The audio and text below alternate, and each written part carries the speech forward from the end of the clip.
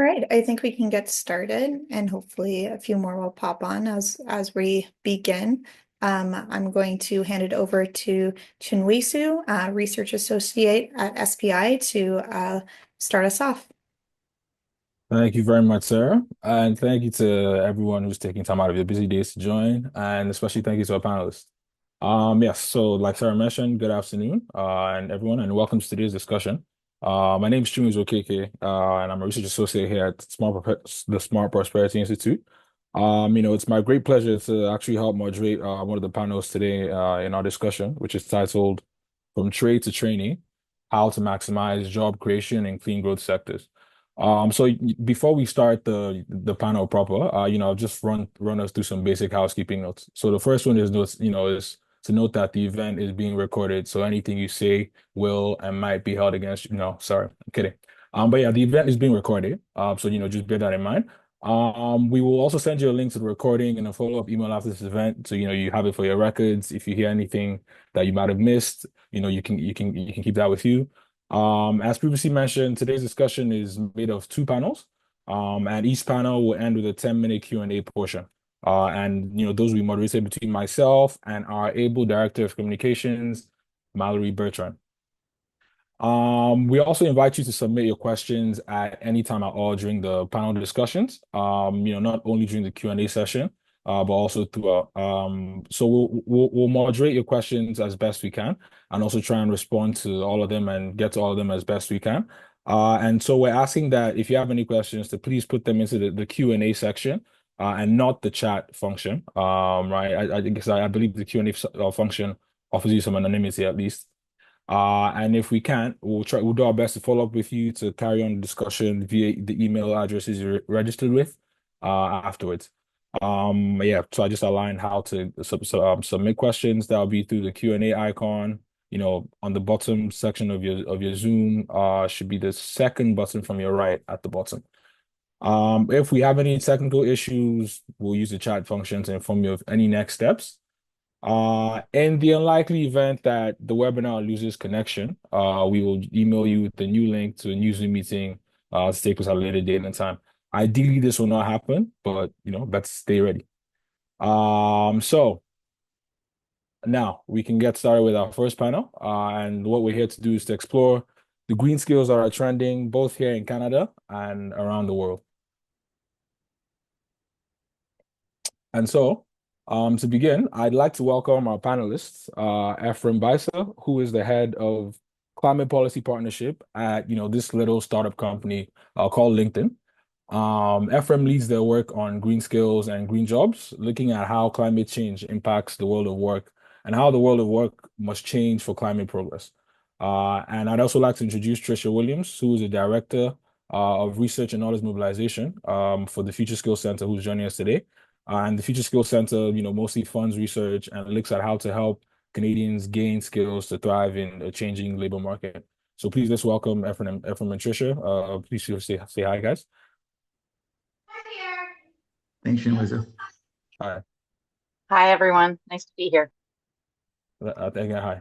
Thanks again for joining us. So Efrem, we'll start off with you. All right. So LinkedIn publishes an annual report on global green skills. So if you don't mind, could you just start off by outlining to us what LinkedIn's data tells us, about these green skills trends, in 2024 and over the past year or so? Yeah, I think, when we think about climate and jobs, I think the first thing that we see in the data and what is clear is that one, employers are responding to climate and what that means for how the jobs that they have today and will be hiring for have to change. And the other piece of it is that everything we talk about doing for climate, whether that's a company making a sustainability target or a country putting in its own climate commitments, requires a workforce to get it done. So in LinkedIn, we have what we call the economic graph, the digital representation of the economy that comes from having more than 1 billion people using our platform around the world. And we can use that to kind of see how the world of work is changing. We know that trends like the climate transition and digitalization are changing all jobs. We actually can see that how the skills profile of jobs has changed over time. We estimate that between 2015 and 2030, the average job will see 65% skills turnover. So if you think about your job in 2015 and your job in 2030, 18 of the skills you used in 2015 will be different in 2030. And overwhelmingly, those new skills fit into three categories. We would call it digital, we would call it green, and human. So think about the things that only people can do. And if I was doing this talk with you all 2-3 years ago, I would have said that number was 55%. That 10% is that additional 10% is pretty much generative AI's impact on accelerating how the world of work is changing.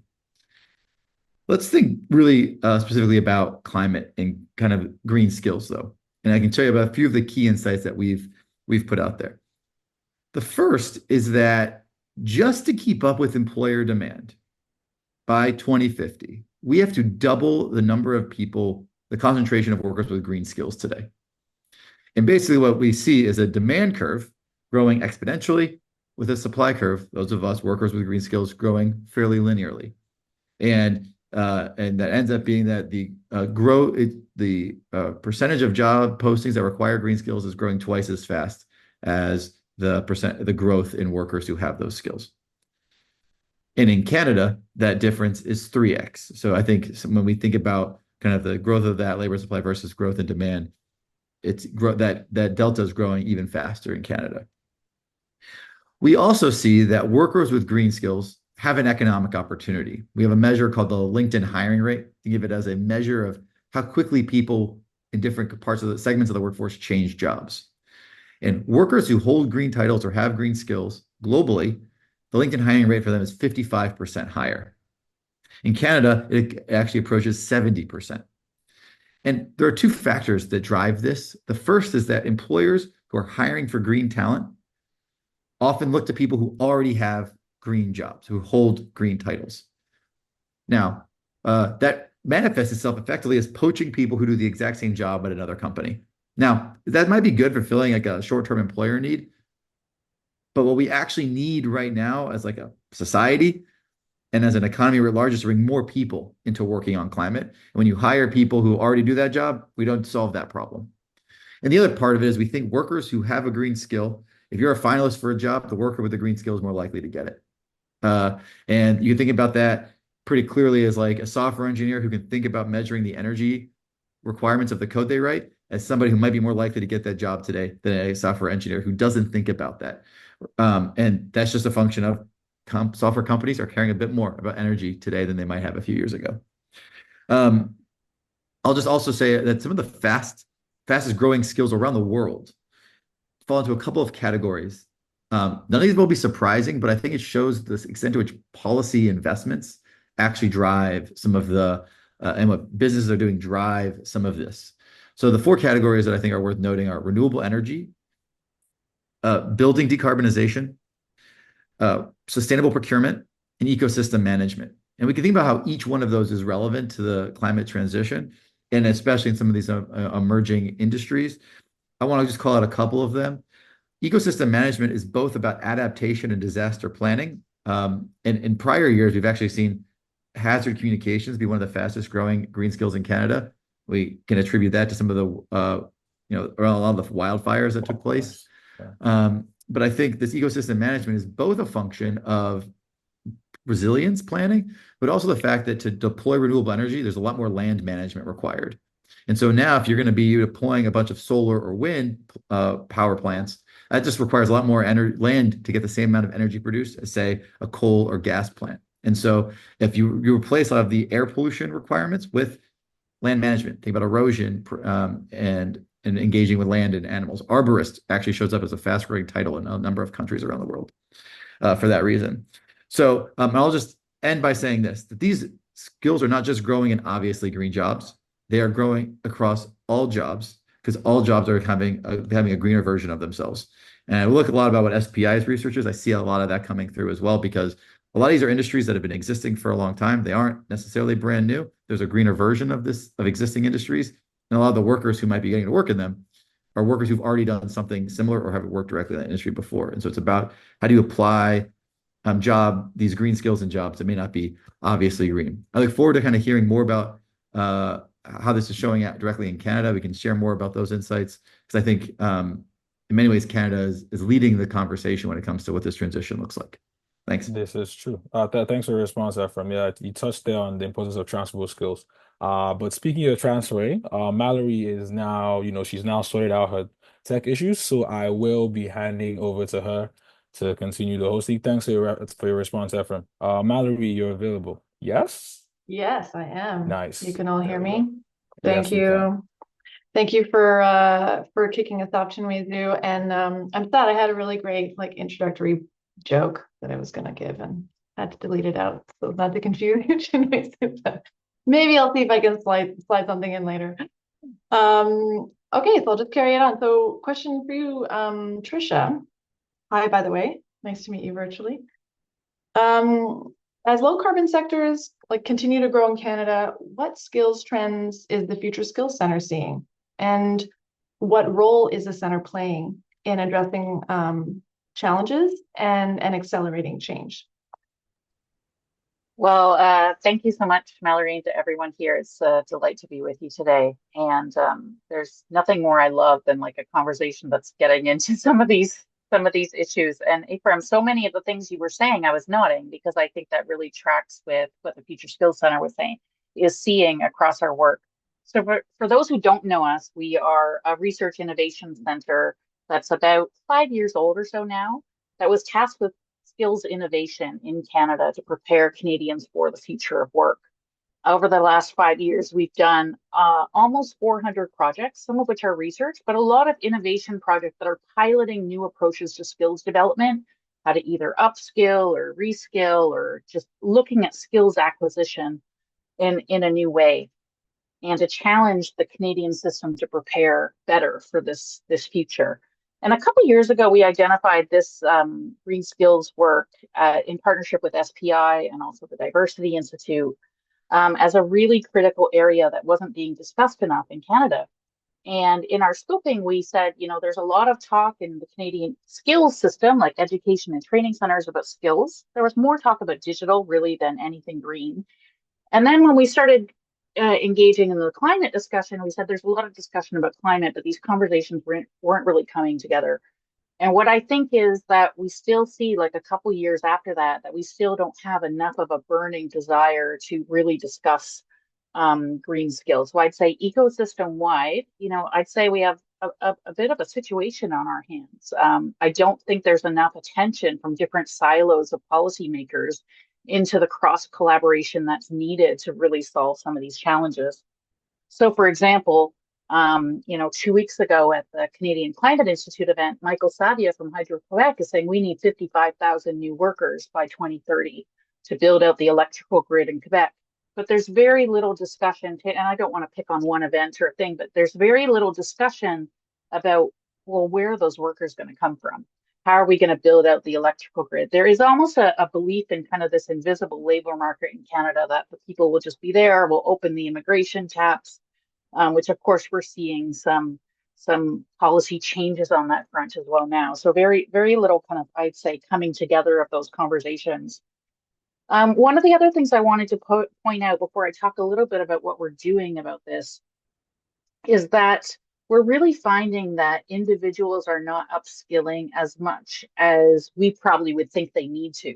So I'm very interested to triangulate this with what you're seeing on the LinkedIn front, Efrem, because the researcher me says, people might be more likely to update their skills on LinkedIn if they've actually gone and done something. But what about all the people who aren't, updating their profiles, who aren't doing things? So we've been doing some public polling for the last several years in partnership with the Environics Institute, proportional sample of Canadians coast to coast to coast. And 43% of workers in the most recent wave that we did earlier this year surveyed said they had no skills training in the last year. So this is like a lot of people who probably wouldn't even have a LinkedIn post, right? So 43% of saying we're not doing any skills training. And of those that did do training, a third of them said they'd even paid for it themselves. So they've been kind of on their own, doing it apart from their employers, trying to upskill for themselves. And then a quarter of them said, my employer paid for it, but it was mostly about workplace health and safety. So it's not the kind of transformational skill upgrades that we'd like to see in preparing for this green transition. So I think what the through line we have there is that we need much more upskilling to prepare for these green transitions. I echo Efrem that it's about more than just the typical sectors you might think of in terms of, climate or environmental careers or even, the utility sectors, but it's economy wide. Now, when we get to what we're doing, I think we thankfully have some additional funding coming this year, and we're going to release a call for proposals tomorrow, actually. So for anyone who's interested, please check out our social media feeds and our website. We'll have information posted tomorrow. And we're really interested in trying to both understand through research as well as pilot solutions to some of these upskilling challenges. And that will involve a number of things. But for instance, one of the questions on our mind is the fact that Canada has so many small and medium enterprises. So if you're a small business of, 10 employees, how are you going to invest in thinking about green skills? And so far, we've been doing that by working through aggregators like the Ontario Chamber of Commerce or some of these groups that can reach lots of small businesses at scale. Because their capacity is going to be different than a large employer with thousands of employees, and that's a particularly unique aspect of the Canadian economy that I think bears a lot of consideration when we look at green transitions. So let me pause for there and turn it back to you, Mallory. Thanks, Tricia. Yeah, you touched on this sort of ecosystem approach, and the skills research that we did looked at, as you know, 3 sectors across the country poised for clean growth: mass timber production in British Columbia, zero emissions vehicle production in Ontario, and plant-based protein production in the prairies in Manitoba and Saskatchewan. And I'd love for you, Efrem and Tricia, to jump in here and let me know if any of this if you've seen this on your end. But what we saw across these sectors was a need to address jobs and skill challenges in this skilled ecosystem approach, where bringing workers, employers, sector leaders, governments, learning institutions together to address these issues.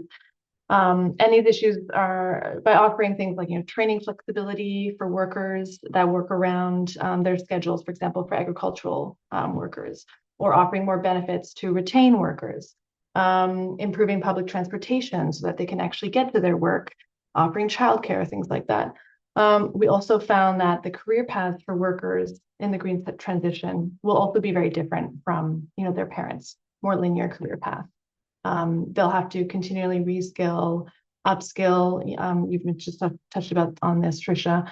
And also that the more flexible workers and the more curious workers will be more in demand. Those who can take their current skill, upskill, who are curious enough to gain new skills, and also who have the soft skills that are very much in high demand: communications, strategic thinking. I'd just be curious to know if anything that you've heard so far resonates on your end.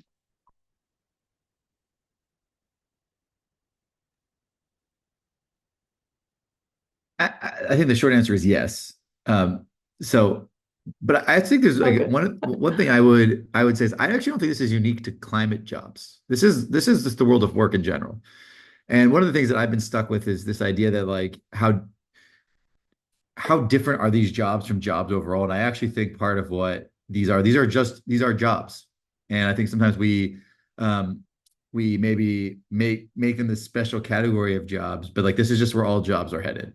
So I think that's like one thing I would say, like the things you mentioned around those, soft skills, human skills, that's all jobs. The point about how do you make sure that all workers have kind of the wraparound services to be successful in work, that's all jobs. I don't think that's specific to the climate jobs. Maybe specific to some of the communities not having those resources in place, but that'd be true if these were climate relevant jobs or any other job. I think the other thing that I think is also that resonates a lot with me about this is one thing we know, and I've worked in my kind of personal pathway into this work has been working in workforce and economic development, is that most places when they're going to grow an industry, it's an outgrowth of an industry that's already there.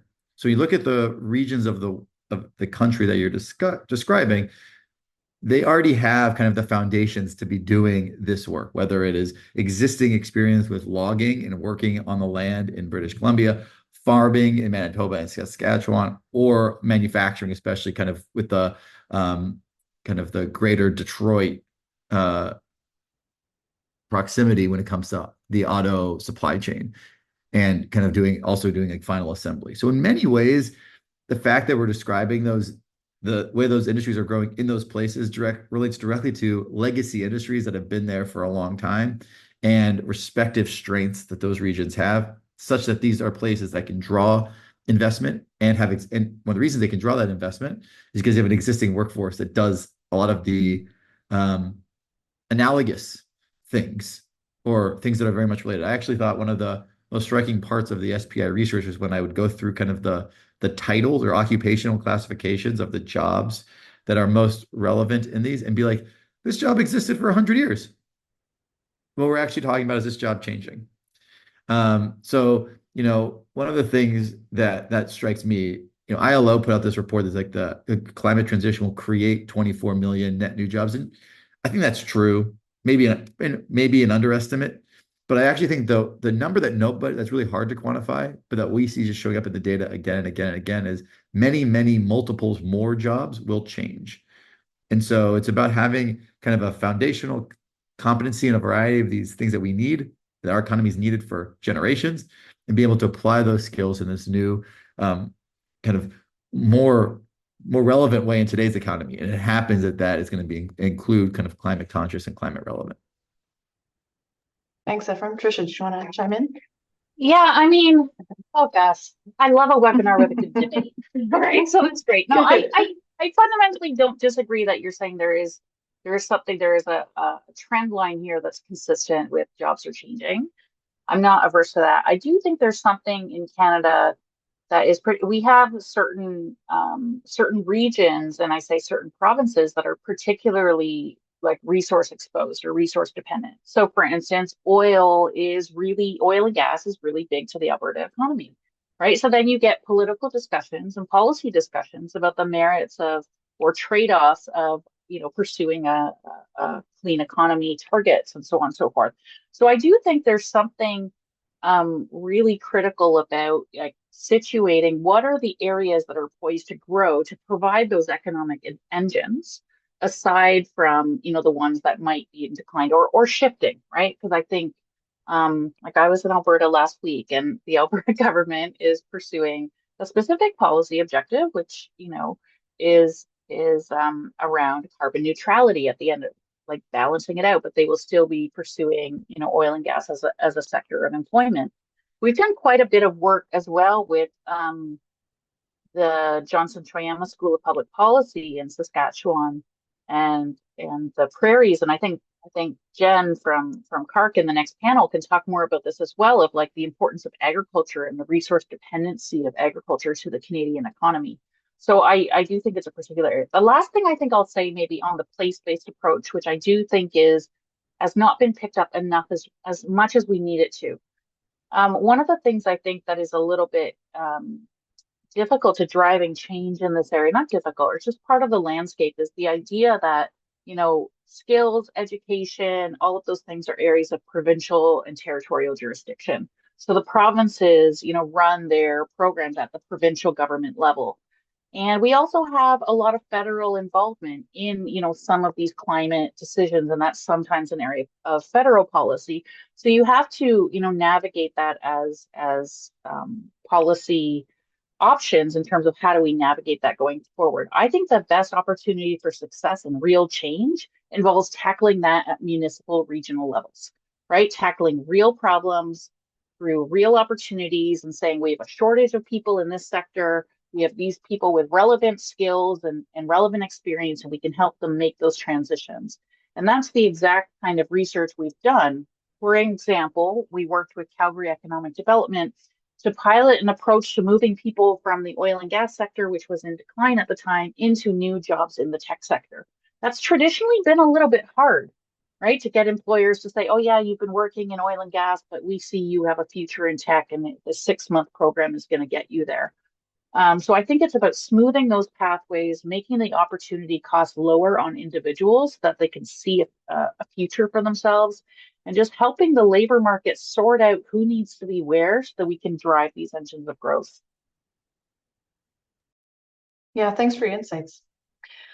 Okay, let's pivot a bit to talk about how recent changes may or may not affect these broader skills trends that we've just talked about. SPI's past research shows that significantly more jobs will be created for trade-dependent countries like Canada if countries work together to develop and deploy low-carbon technologies. For example, the harmonization of electric vehicle standards across North America. But instead, we're seeing developed economies across the world applying tariffs and subsidies on the products that they import to protect their own emerging low carbon sectors from, global competition. So my question to both of you, do tariffs and subsidies help or hinder workers in clean growth sectors? Who'd like to take a first stab at that? Oh gosh, you want us to like debunk the whole economic world order right now, right? Yeah, in 3 minutes. Yeah. I mean, I think especially in Canada, we're such a small economy, right? Like we're a very small economy. So trade integration with the US has been vital to our success. I think there's no difference in terms of the clean growth opportunities as well. And I think you pointed out, Efrem, that, the proximity to the US border, has been, if you look at the automotive sector, and I think, all of these, our predictions and models have been on assuming a lot of trade integration. I think this is something I think that our federal government has certainly been pursuing with lots of different trade agreements. But I think, in general, I think we'll have more opportunities if we have closer trade integration. But that's probably a very globalization focused approach, and I do sense that the world order is shifting that way. But I think it's up to us to probably, demonstrate that empirically. Like, are we going to have less job growth if we, have some protectionist policies? But I don't see that discussion as much in Canada because we are such a small economy compared to the US, for example. Efrem. Yeah. I think first it's hard to kind of see from our data what the impact of these policies are, except for maybe one thing, which is anytime we can de-risk private sector investment into the sector, a lot of investment is flowing. And what that investment is doing is actually driving up demand for this talent. Like when I talk about that LinkedIn hiring rate difference between workers with green skills versus workforce overall, that is going up. Like that is increasing around the world. We usually are seeing general acceleration in demand. So I think like that speaks to something happening, regardless of what the policy vehicle is. The challenge is none of those policy vehicles actually invest in workers in terms of skills development. So when we think about like, does this help workers through these transitions? It's hard to tell because it doesn't necessarily lead to the broad ecosystem-wide approach to training. If you use the Inflation Reduction Act in the US as an example, the way that the skills development work happens there is effectively through ad hoc community benefit plans that each project approves in each individual community. Now, that might be useful for like training some number of people to work on a solar construction project, but then those jobs dry up. And I saw there's a question we can get to later about that. But I think that's not the way you build that ecosystem to prepare a workforce now and into the future. And I think that regardless of kind of what these policies mean for the inducing demand or kind of, supporting domestic economies, if we are focused on actually building an ecosystem, what we're talking about here is how do you leverage employers, training providers, education institutions, and government to accelerate that workforce transition in terms of skills development? I'm not seeing these policies necessarily focus on that right now. And I think that is where there's still where we see this gap grow, both in terms of actual skills gaps, which we could call into question like how much of that is a skills gap versus a signal gap. But I think that gets when we think about like how to build up the workforce to like deal with these challenges now and in the future, I don't think these policies necessarily have shown that they work in that way. That's great. Thank you very much. Now we're going to really put you in the hot seat, and we're going to open the floor to our Q&As. So Chinwee's has been monitoring the questions, and I invite you to read one of them out loud, and we'll let Tricia and Efrem answer those.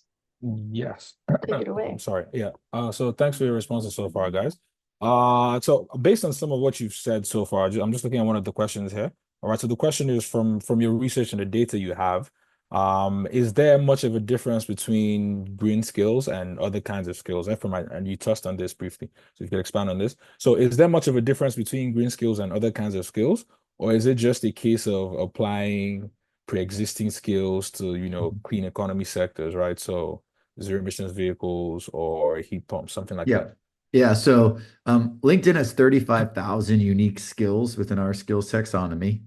And we've identified roughly 500 or so that we consider green. So there is a lot of auto manufacturing skills that are kind of general auto manufacturing, but if we add the skill lithium battery, that's an example of a green skill. Or if we think about carbon accounting that's a green skill that might be deployed in someone who works in certainly somebody who may work on a green title, like someone who focuses on reporting requirements, but could also be prevalent in an accountant because an accountant who's been working in the finance department for years is now responsible for doing the carbon accounting work. Or somebody who works in procurement who now has to think about, how do I understand this, how much the carbon footprint of my supply chain. So the idea of doing procurement, that's a job that existed for a long time, is we can look at that skills view. For us, the definition of a green job is a job that requires green skills, and its core purpose is greening the planet. There are many other jobs whose core purpose isn't greening the planet, but today is increasingly requiring green skills. Think about architect who now needs to think about using different building materials or building systems, or an urban planner who needs to consider different ways you move people and goods through a city in order to and land use principles in order to reduce to align with a city's stated climate goal, as an example. So again, that's how we think about green skills. And I think part of the reason we use that green skills view is we can see how those skills show up in all types of jobs, as opposed to just kind of the new jobs that are wholly focused on green or climate outcomes. Tricia, if you have a response, you can add to that. Otherwise, the next question is actually focused for FSC. No, I think Efrem answered it really well. I think we did do an analysis of the demand for green skills in Canada with the conference board in June of this year. I think Efrem described kind of like what green skills, and I don't dispute any of what he said, but I can put a link to that report in terms of analyzing the demand for green skills in the chat. That would be very welcome. Thank you. And so since you've already mentioned the report, so the next question says, based on the work that FSC has done over the past few years, what are some of the focus areas that should be addressed when it comes to building skills for, sustainable or green jobs? So areas here seems a bit undefined, so you can talk about sectors or regions, however you want to look at areas. Yeah, no, this is a great question, and I think we're really focusing in, I think, on 4 key areas that require kind of our focus in the coming years. And the first one is around that community and regional level. I think much like this place-based approach, like how are we going to transition certain communities and regions to low carbon activities? So, and there's a number, I think, of pivotal regions that would be really exposed to, some of the climate transitions we're talking about. We're also keenly attended to the need for skilled tradespeople. That's such a key issue. Like the 2 biggest shortages in Canada right now are on skilled trades and in healthcare, right? And we're facing a lot of challenges, I think, on both, related also just to certification, skill recognition. I think there's still this like fundamental mechanism that we haven't figured out how to help employers with. Like if somebody says, I know this skill, how do we validate that? How do we assess that?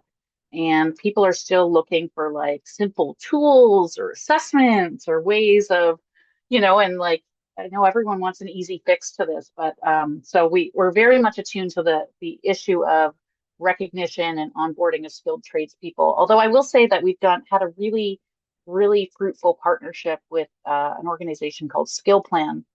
And we're working with every single building trade union and across the country. And of course, you can imagine with 10 provinces, 3 territories, and all of the number of different unions involved, it's a massive effort to really diversify the intake mechanism for the skilled trades so that the skilled trades are more appealing and welcoming to people of diverse backgrounds and not just the typical demographics that have been involved in the skilled trades.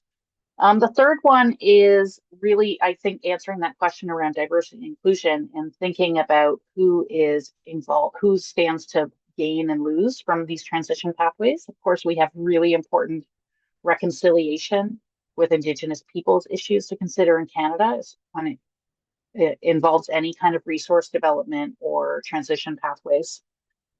And then again, I would say that the fourth area of question is that transition element. Like there is a from to story, I think that will be for many people. And especially as you talk, Efrem, about the number of things that are just around like upskilling or shifting your skills or making sure you have what's needed to be part of this new world. Canada, we don't have a great history of investing in workers. What we tend to hear from employers has been that, we're worried that if we invest in employees, that they're going to leave for a different employer. And we released some research last year that showed that, Canadian employers on average invest in the private sector, invest $240 per employee per year, whereas the OECD average is much higher. Even the US is more like $750, $800 a year that private sector employers are investing in their employees. So we're far below the average. We're more like Poland or like some other countries that we wouldn't consider necessarily to have the same kind of level of investment. So we have a big gap to close in Canada. Yeah.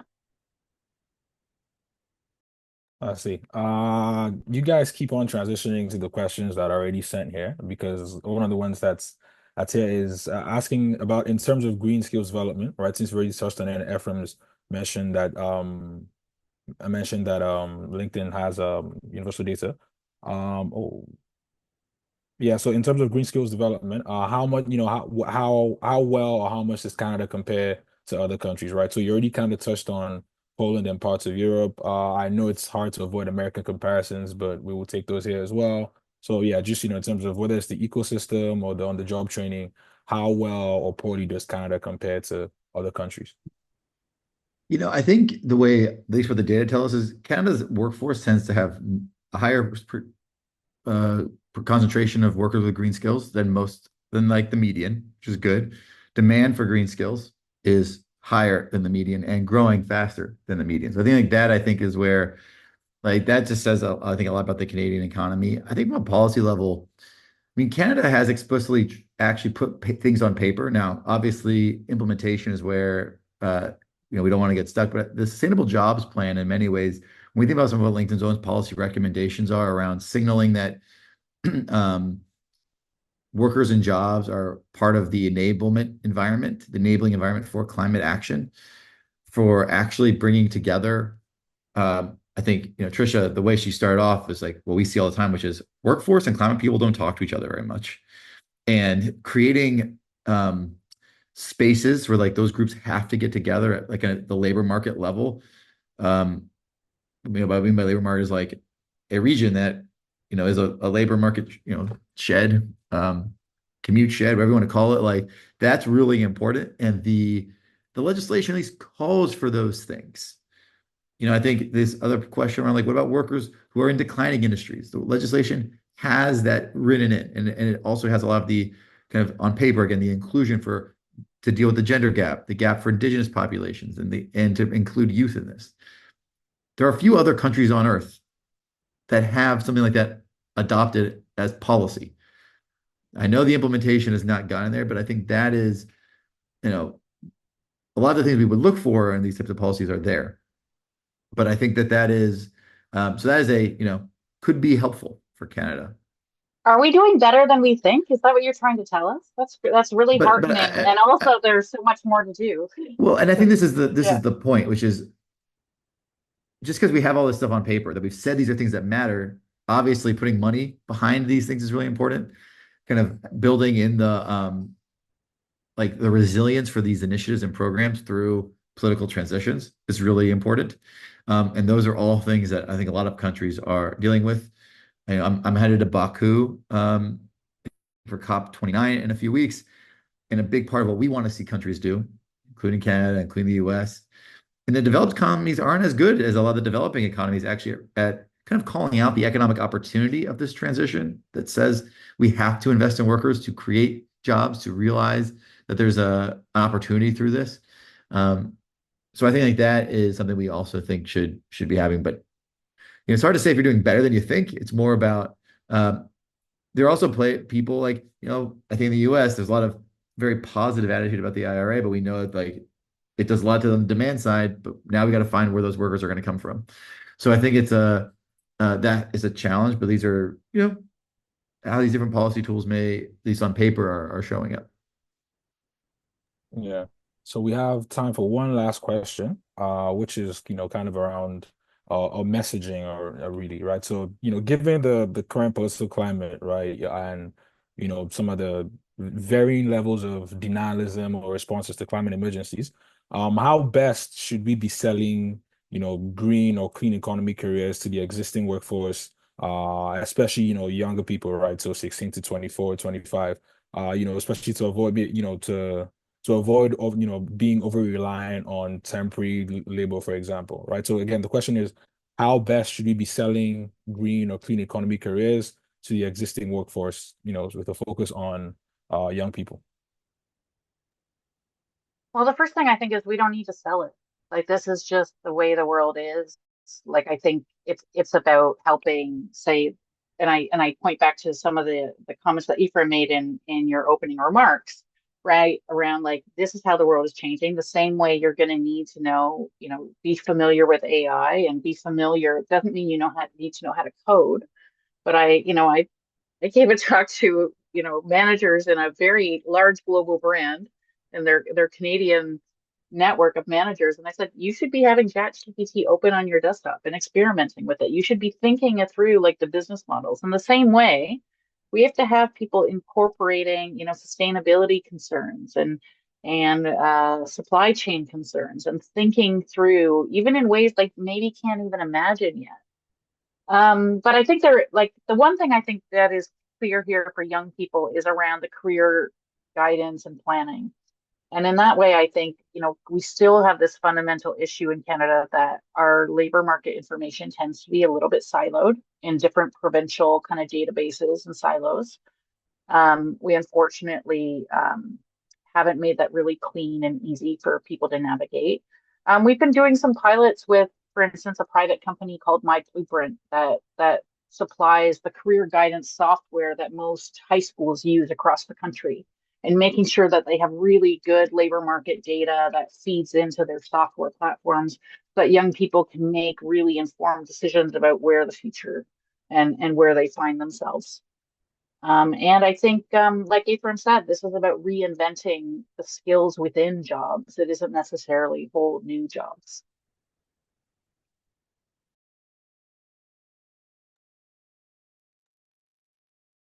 I think one, young people actually tend to be very interested in working on climate. And in fact, part of the challenge actually, I think young people are actually very interested in climate action. One of the gaps here is that there's a survey one of our partners called Work on Climate did, where it showed that young people think about the two most common ways they believe they can deliver climate action. One is through individual action, recycling, individual purchasing decisions, or policy change. What we know about the first is that work is hard to do at a scale that is actually meaningful in the context of the problem. The policy world can deliver the scale, but takes a long time to kind of get to yes.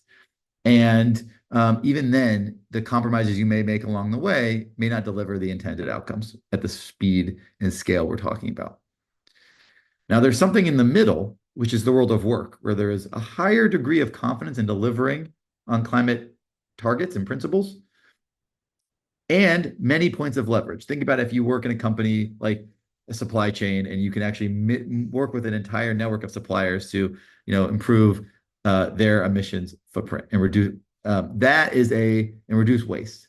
Huge, but most young people don't actually think about the world of work as where they can make that impact. And so I think part of what we see is how do you take describing climate problems and connect it to climate solutions that can be done through work. That would be one of the things that I think we should need to see more across the ecosystem. That's true for educators at all levels. And I think it's also true for employers to show how does the job that I have available right now contribute to some kind of climate outcome. That's going to make that role much more interesting and exciting to young people.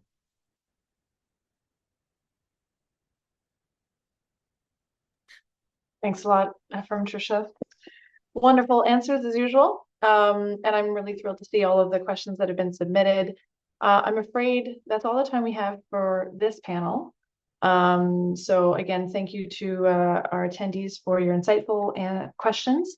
And if possible, we'll follow up with an answer via email directly to those that we couldn't answer live. And oh, we lost Tricia. I wanted to say, oh, there you are. That's okay. I just wanted to say thank you to you and Efrem for taking time today to meet with us and join us and discuss this with us. Thank you for your insightful answers. And we really appreciate your time and hope that you enjoy the discussion as well. We will now say goodbye. You are free to go. Thank you again. Okay, and I'll pass on to Chinwezu to kick us off on our panel 2 discussion. Yes, thank you very much, Mallory. I'll see you again in about 30 minutes for the second part of our audience Q&A for our second set of panelists. Okay, so now we're moving on to a sectoral perspectives part of the panel, right? So, the first part we heard a bit more about the broader trends nationally and to an extent internationally. Now we're looking to really focus more on, Canada and Canadian sectors, especially those that SBI has done previous skills work on. And so, today I'd like to welcome Jennifer Wright, who is the Executive Director of the Canadian Agricultural Human Resource Council. It's a mouthful, but it's also just called CARC, which crafts industry-led workforce and HR development solutions for agriculture, agri-food, and manufacturing businesses. She's also joined by Angelo DiCaro, who is the Research Director at UNIFOR, which is Canada's largest private sector union, and represents workers in the auto manufacturing and forestry sectors. So I'd like to thank you both for joining us. Do we have, your cameras on? Yes, you're both on here. Thank you very much for joining us, guys. So, okay, yeah. So we'll just start by asking the same question we asked our last set of panelists, which is around tariffs and subsidies, right? So, given your respective experiences, right, in the targeted sectors that have been on the receiving ends or benefiting ends, as you want to look at it, of tariffs and subsidies, right? How would you say that tariffs and subsidies affect Canadian workers, right? So, how have these kinds of approaches and policies previously affected them and the labor market at large? So Angelo, we can start with you there. What would be your view? Sure. Thanks very much. And I really enjoyed that first panel actually. So thanks to Efrem and Tricia. Yeah, I know I saw this question come up, and I'm going to take a bit of a different kind of perspective on this. I would say, on the question of tariffs that we're seeing today, what we're seeing maybe is a more overt strategy, a kind of government interventionist strategy from developed nations about how they're choosing to build their economies in strategic sectors. But I think interventionism, industrial strategy, really, it's not really a new thing. We could rearrange that question and just remove low carbon sectors and replace it with like politically strategic sectors, and we could still have the same conversation. And I would say this is why we see things like, since the 1930s, the U.S. mandating that certain inputs into nationally funded projects of like using steel and aluminum or steel and iron transit vehicles, they must be built in the United States. It's why Germany holds an ownership stake still in Volkswagen and keeps a close, tight grip on its auto sector. It's why foreign automakers have a very hard time entering the Japanese auto market because of regulatory structures that keep them out. And it's why China, the single biggest automotive market in the world, has undertaken policies requiring foreign automakers to strike joint ventures with them so they can have access to key technologies. I don't know that all of this is to protect against global competition. I think it's precisely to ensure that firms are able to compete in spite of trade rules, and it's sort of how the game is played. And on China, and as it relates to the industry that one of our groups of members work at, the auto sector, I think that's become the focal point of recent tariff charges.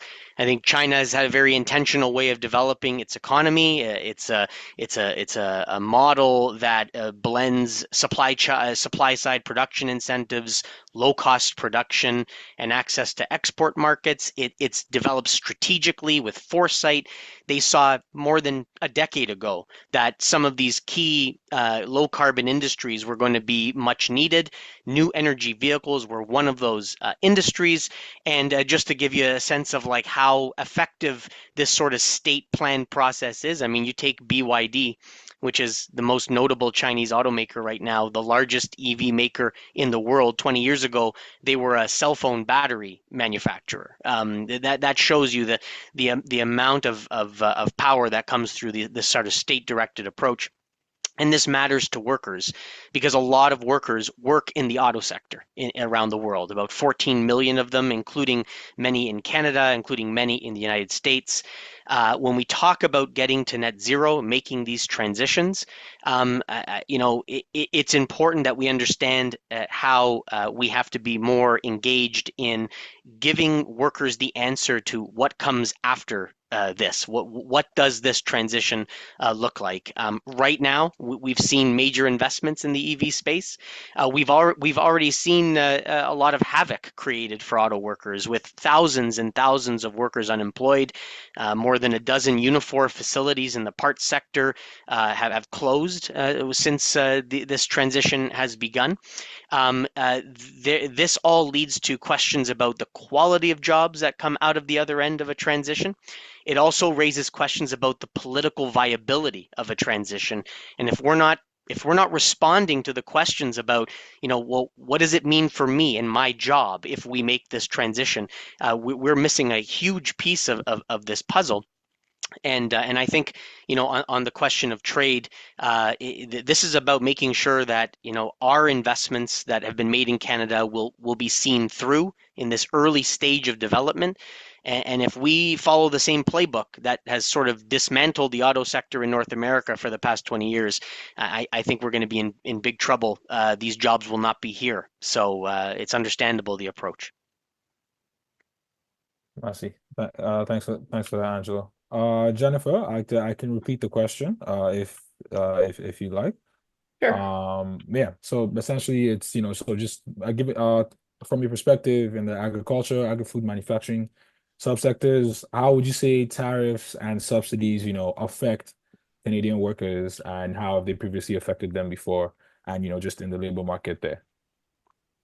Yeah, it's a really interesting discussion around tariffs and how it can impact specifically agriculture. I think agriculture is somewhat unique in what we produce. We produce food for Canadians and the globe, so probably has a bit of a different interest level for many Canadians on not only how it's produced, but the cost of that production as well. So certainly I think in what's already been discussed around some of the trends towards putting tariffs on certain products or export imports, we may see that increase. We may see a bit more demand of that on food products as we go forward.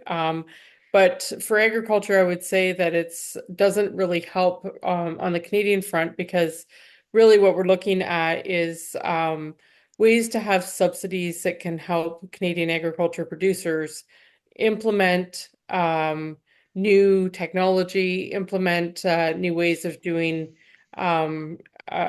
things so that they can move forward faster on some of the newer solutions. I would also say that, we've had this discussion around the workforce and what the green jobs mean. And I think there's been a good recognition already in this conversation about the jobs aren't necessarily brand new jobs. It's new skills. It's a shift in what the skills are needed. And certainly in agriculture, we have a labor shortage that continues to grow. So as we look at the changing skills required and the changing ways of producing food and fiber and fuel in this country, we also need to look at how we can really focus on upskilling and retaining the workforce that we currently have and what that means. Also, as I was saying before, subsidies can have a really good impact on, you know, being able to implement new things, have access to different technologies, implement new technologies. In agriculture, the employers are typically very small employers, small businesses, and the cost of implementing new technology can be really prohibitive in for these smaller employers. And so, the more that there's like things like rebates, things like subsidies that can really incentivize it, I think is really helpful. We've also seen some very good, I would say, impact with things like the student wage subsidy program that ESTC funds, but other wage subsidy type of programs that can really help employers bring on new staff and train staff while they're on the job and get those skills implemented into their workplace, or upskill employees while they're still working as well. So for agriculture, those things would help and would really help with that transition. I will also say that agriculture has been leading the way really in a lot of climate solutions. It's often thought of as an industry that might not have as much to do with climate solutions, but farmers are stewards of the land, and we do a lot of work around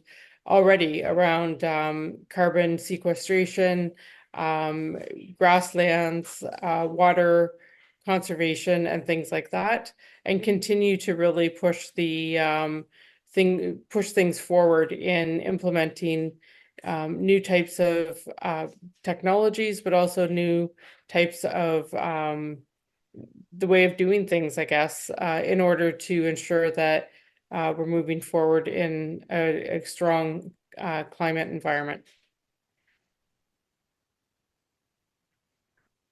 I see. Yeah. Nice. You okay? Because our first panel, they told us a bit more about what they see as, the big trends shaping, today's clean growth or clean economy, labor markets. And also now you've also just outlined some of the ways that agriculture, through deployments of new technologies, can help decarbonize not just a sector, but Canada as a whole. So, let's kind of take that a bit further, and we fast forward to a hypothetical and very optimistic 2050, right? So Canada is prosperous with a low carbon economy, right? So, you already kind of started on this, so you could just expand a bit more on what a prosperous low carbon economy looks like for the agricultural, forestry, and agri-food industry, sorry, sectors, as well as the workforces. So since you already kind of started with that, Jennifer, we'll start with you, and then Angelo will come back to you after. Sure. Well, 2050 is always hard. That's a hard timeline to look out to. These days, things are changing so quickly that you don't know really what's around the corner for sure. But I would say that the trend towards continuing to adopt net zero and climate healthy type of practices is key. And certainly from a workforce point of view, recognizing those changing skills and how the skills need to continue to be monitored, measured, and aligned with the work that's being done across the industry, I think is very important. And you're seeing in agriculture, as I was saying, there's a lot of practices already in place, but we're starting to see those practices increase as well. And with the increase in rural infrastructure and improvement in rural infrastructure, it will only help with some of these things. But we are seeing where farms are being able to move to, be that circular economy within their farm, where they're looking at reducing and reusing even within their farm, creating their own biofuels and things like that. There's definitely a move to electric vehicles in tractors, That's going to have a significant change on some of that carbon output as well. But again, we need the infrastructure there to support this type of transition, I would say, to some of these newer technologies and access to some of this technology as well, which in rural areas is not as easy to be able to, convert things to have access to different types of energy sources and things like that. So by 2050, I would hope that that infrastructure has really improved to a point that it will support agriculture and moving faster on some of these newer technologies as well. Thanks. Angelo, you have the question as well, right? So Yeah. it's just okay, yeah. So Yeah. what yeah, go. Yeah, this is good. I at first I was when I heard the question, I was thinking, 2050, similarly to Jennifer, it's like I don't even we're so bogged down in the day-to-day muck, and then to look ahead. But then I started thinking through it, and it's like this is a fun question to contemplate. We're gonna look at the glass half full here. In 2050, we're an economy that has reached net zero. That in itself would be a monumental success, and that's what we strive for. I see, in a way, a more interconnected world. But I see economies that are much more localized and regionalized today in 2050 than they are today, and that would be out of necessity. I think. I see a more heavily regulated economy. I see one that's guided a bit by the things we're talking about, interventionist industrial policy strategies from government with stricter capital and export controls, and also public management, better public management of income and corporate profits. I see potentially teardowns of some monopolistic firms and more shared intellectual property. From a labor market perspective, I certainly see a net zero economy as one that is filled with good jobs. I see higher union density levels than the steady decline that we've seen in both private sector and public sector. And in a way, I see the 2050 us looking back at the 2020, 2025 us, and using this period as a reference point. And I think specifically about the auto sector right now, because this is like at the front lines of what we're facing in industrial transitions. And I see us looking back on this period and trying to identify some of the successes, but also a lot of the failures. One of the failures, I think, we realize is that, and Alicia, Tricia touched on this in the first panel, is the strategy about transitioning sectors isn't just an investment strategy, that it requires a more holistic approach to how we do this, and skills development and labor market planning, training, all of that is something that we just don't do very well right now. And I think, others will see it. I see it every day directly. This is having a great effect on people's, not just their day-to-day lives, but their perceptions about the value of this transition. There was excitement, and now there's a little bit of panic because things aren't moving as quickly and as straight aligned as we thought. I see future generations of policymakers, hopefully I'll be long retired by 2050, but future generations of policymakers may be grappling for the first time in modern history about actual limitations to growth and decoupling this idea of profits with progress, and remeasuring our economic success in very different ways. I see the auto industry still existing. I see the forestry sector still existing. I see them filled with exceptionally high-skilled people that are always adapting to new technologies, but always still struggling with their employers in ways that unions and employers do, but with more effective tools to back them up. And I see a labor market that is, and a labor force that maybe is more stable, less precarious, and less fearful of job loss. which I think is what's the undercurrent to a lot of these anxieties when we talk about net zero transitions and climate transitions, is that when workers can't see what comes out on the other end, as I said earlier, this creates problems. When what they understand coming out on the other end is something worse than what they've got now, something that is less secure, where being unemployed is a real penalty for people, and it's hard to manage through those periods. I see us learning those lessons in 2050 and knowing we're not going to be able to make these transitions unless we get better structures underneath our feet for workers. So. Nice. Well, yeah, and I know it's a, it's a bit of a foresight exercise, but sometimes we need to have fun with real life situations. But since you're already here, Angela, right? Especially having sketched out what this future might look like, right? Less precarious for labor, more regulated, bit more localized and regionalized. So you said the what, what you see. I guess the question now is, could you just outline for us some of the things you think need to happen for us to realize that, right? So, yeah, just a few things, right? About, what needs to happen, whether it's from employers or policies Yeah. that need to change or be in place, between now and then to realize the future you just described. Yeah, yeah. So I'm going to pick up from where I left off in the last question, because I'm going to keep picturing 2050 from here, and this is going to sound maybe silly, coming from someone working in the trade union movement, or maybe obvious. I don't know, but getting us to this end, I think getting us to the end that we need to be, and recognizing these transitions partly as not only just good policy exercises, but a political project that has to be catered to and tailored to bring people along, so that they see value, and there's no opposition and resistance to these changes. I'd say it starts by listening to workers.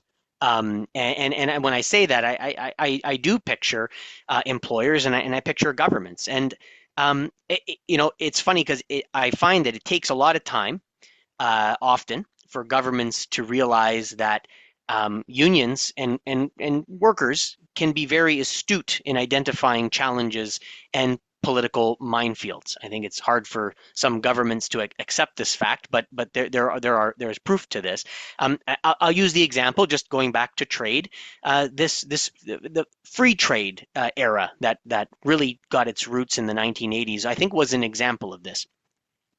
It was a policy project that was underpinned at the time, and I'm thinking in like 1987, 1988, when we first struck our first free trade agreement with the United States, which really reformed the terms of trade in North America that has really been evolving ever since then. But it was born out of a stubborn refusal to listen to the frustrations and the anxieties of workers at that time, and really listen to those concerns and find ways of addressing them. And I'm reminded of a clip, and we play this in some training sessions we do on trade policy at UNIFOR. And it was of the late Prime Minister Brian Mulroney, who was obviously the one government official who was the figurehead of this policy change. And there was a presentation he gave to a business crowd, some event that he was doing, and he was again talking about the virtues of the potential free trade agreement that was being negotiated. And he was interrupted by a protester in the audience, and Mulroney was good at kind of deftly shifting, and he handled it well. But it was his comment was to suggest that this protester, if that person wasn't so unintelligent or economically illiterate, then they'd realize how great this idea is, how great this deal is, and in fact would cheer for it. And it's funny because I guess if you look back 35 years on that comment, and you reflect on the state of economic affairs in the world right now, I think part of what we're facing is a reaction to this lack of attention to those real anxieties that people face, that governments didn't feel a sense of accountability, or responsibility for economic development. There were no supports given to workers in Canada, most countries, who were affected by the outcomes of free trade, the loss of factory jobs, the migration of work offshore. In fact, for the last 35 years, the entire economic strategy, which I'd like to think explains why we have such a bizarre and unfocused labor market planning structures, is because the strategy was actually not to do anything. It was just to let things be, let market forces dictate, and we'll find ourselves into a much more prosperous future. And maybe the jury is still out on whether that's the case or not, but we are certainly grappling with political problems right now that manifested back in those days. So I see lessons in the future, and what gets us there is to maybe recognize those failings and start doing things a bit differently, and having working people very much in a centralized role about how that pathway gets dictated. Yeah, I see. Okay. Yeah, I see. Well, thoughtful answer, Angelo. Thank you very much for that. And yeah, and now Jennifer, I guess it's your turn to answer. So again, the question is just, what do you think needs to happen? Whether it's stuff from employers or government policies, that needs to happen for Canada and the agriculture sector to realize the prosperous low carbon economy future you described, right? So you already mentioned things around rural infrastructure needs, and I think data access or so. So maybe you can just pick up from that thread and go from there. Yeah, I think while there's a few other things, certainly that upskilling, reskilling, and support for that, as I had talked about. And for agriculture specifically, I know we were talking, in general economic terms and about all industries, but for agriculture specifically, we need to do a better job in really raising awareness about the opportunities in our industry, and attracting people to work in the industry that might not have thought about working in the industry in the past. Certainly some of our research that we've done, funded through Future Skills Center, around the perceptions of the industry by those not connected to it. There really isn't an understanding of what modern agriculture is all about the technology that takes place, about things like, no-till, low-till farming, precision farming, the carbon sequestration and things like that I talked about, the level of technology and automation that's used in modern agriculture as well. So for our industry specifically, it's really, raising awareness of those opportunities across the board, and attracting in people that don't necessarily have a connection to agriculture, and bringing their skills, their expertise to the industry, and showing them how they can be applied very well. And, as far as the jobs and things like that, we're growing food for Canadians in the world. And so there is a lot of opportunity for career growth. And I think, part of our organization's work is to really try to raise that awareness, as I just spoke about. And I think if we can do a better job of that, it would really, really help not only have people understand the industry a little bit more, but also open up those opportunities that are there within the industry, particularly around climate change and some of the conversation that we've had today. I see. Yeah, yeah. Yeah, these are all good points you've raised actually.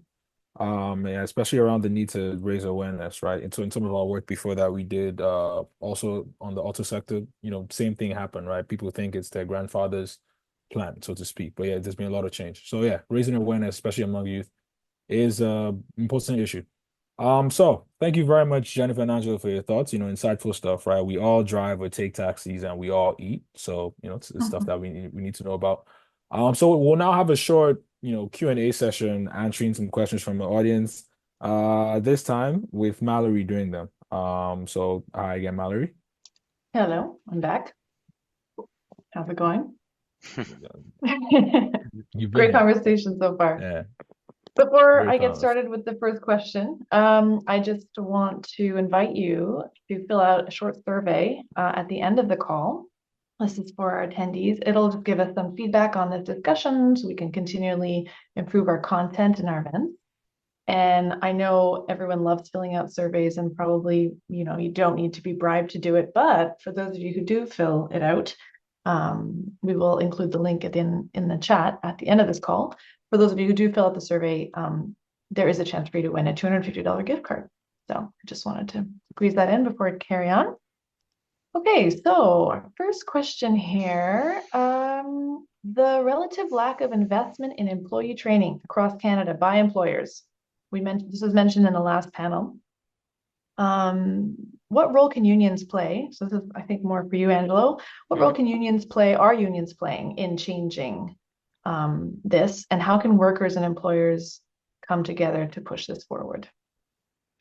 Yeah, it's a good question, and yeah, it was well touched on in the opening panel. I agree with the assessment, and yeah, I mean it's one thing where without any mandatory training requirements in most parts of Canada outside of say Quebec, we have an awkward situation where employers are more inclined and in risk averse that would rather not put the efforts to training folks on the scale we need and think that they can be trained, and then they'll just kind of they'll take the pre-trained, pre-cooked worker and get them right to work in the most efficient way.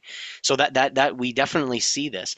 I'm going to parse the question out a little bit, because one thing that's important to understand is that, and like Tricia was talking about with the project that they've been working on with building trades unions that are occupationally designed. You've got plumbers, and you've got painters, and you've got carpenters and skilled tradespeople, and the unions themselves in those settings play such an important role in terms of hiring workers through hiring halls and deploying workers to different projects. And so the union is positioned in those cases to really play a central role in the training conditions for their members. It is very different in the industrial sector unions like UNIFOR, where we do have skilled trades members. We don't have hiring halls. We represent workers who are hired into and employed by specific employers, whether they be Ford Motor Company or Canfor or Alstom or Suncor or whatever, right? So we're a bit disconnected. That said, the union, I think our union has done a good job through advocacy, including through sector programs and policies we've been developing, including a 2022 policy we published about the auto sector transition, trying to get ahead of this curve with ideas on the macro level, identifying the gaps that we've been talking about in this meeting, and really trying to fill them. For instance, one of the things that we identified for government policymakers was, if you're about to transition tens of thousands of workers directly and hundreds of thousands indirectly into a new supply chain, and we're all not sure, what kind of jobs are coming in through cathode material plants and battery plants and separator plants. We're learning about this as we go. It would be really great is if we had a national inventory of the jobs and the skills and the competencies, so that as workers inevitably are going to get laid off because we don't need fuel pumps in cars anymore. We don't need anything connected to the internal combustion powertrain. So we know people are going to get laid off, but these people are auto workers and they want to work in the new auto supply chain. So how do we get them more seamlessly connected back through upskilling and reskilling? And that was like, we're talking like a different language. Not possible, doesn't exist. No one's doing this work, and it falls on groups like SPI and others to try to pick up that slack, which frankly should not be done this way. It should be done as part of a industrial strategy for this sectoral transition. So we've been that and more on the policy side. On the micro side, the union has, I think we've been quite innovative with trying to strike, as workers face joblessness, we are negotiating adjustment center funding through LMDAs and directed through the provincial government in Ontario mostly. Those centers are intended to be resource centers, labor adjustment support centers for workers who can do peer-led training and get peer-led supports to find their way through this changing labor market. These have been very effective, although more could be done with them.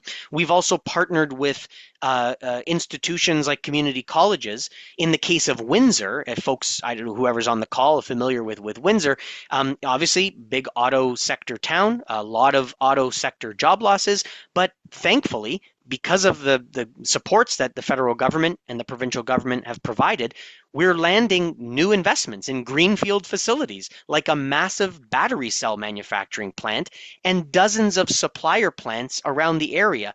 So, yeah, what we're saying is we got to get these laid off auto workers primed and available so that they can become top candidates to get jobs where the new jobs are.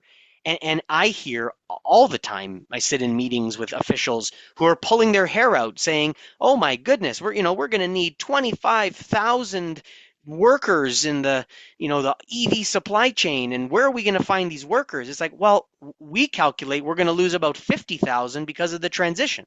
So I've found your workers. Now you got to figure out how to train them so they can work in the places that need the jobs. Why that's not a conversation happening on a strategic level and a practical level, it does not inspire me with confidence. And we can joke about it here, but I can also show you peoples and their families who are suffering right now because there's a gap. And that's a philosophical gap that we have. Governments don't seem to think it's their job necessarily to do it. We've got to pick up that slack. So that's the kind of support UNIFOR is providing. I hope it answers the question, but I'll stop there. Thanks, Angelo. Speaking of gaps, Jennifer, I'll turn this question to you, and then of course, Angelo, you can chime in. I think we'll only have time for one more question. There was a consensus across the two panels about the need for upskilling across sectors and professions.